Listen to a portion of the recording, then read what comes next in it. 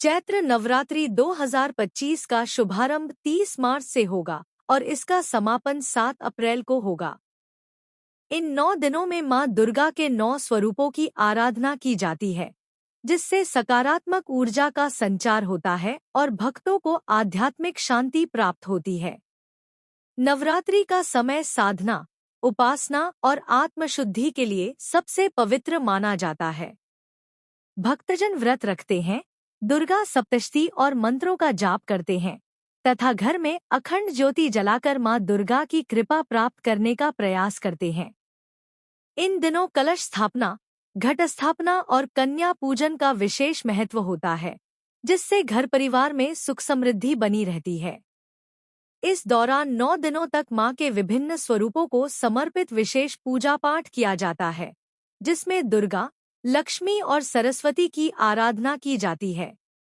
माना जाता है कि जो भक्त सच्चे मन से नवरात्रि के व्रत और पूजन का पालन करते हैं, उन्हें जीवन में किसी भी प्रकार की नकारात्मकता का सामना नहीं करना पड़ता और वे हर कार्य में सफलता प्राप्त करते हैं। हालांकि नवरात्रि के दौरान कुछ नियमों का पालन न करना अशुभ माना जाता है और इससे पूजा का संपूर्ण फल प्राप्त नहीं होता।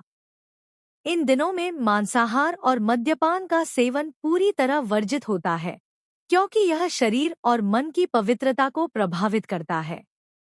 बाल और नाखून काटने से बचना चाहिए, क्योंकि यह अशुभ माना जाता है और इससे सकारात्मक ऊर्जा बाधित होती है। व्रतधारियों को लहसुन प्याज जैसे तामसिक पदार्थों का सेवन नहीं करना चाहिए, बल्कि सात्विक आहार लेना चाहिए, जिससे मन शांत और एकाग्र रहता है। अपशब्द बोलने, झूठ बोलने और क्रोध करने से भी बचना चाहिए, क्योंकि इससे नकारात्मक ऊर्जा उत्पन्न होती है और पूजा पाठ का प्रभाव कम हो जाता है।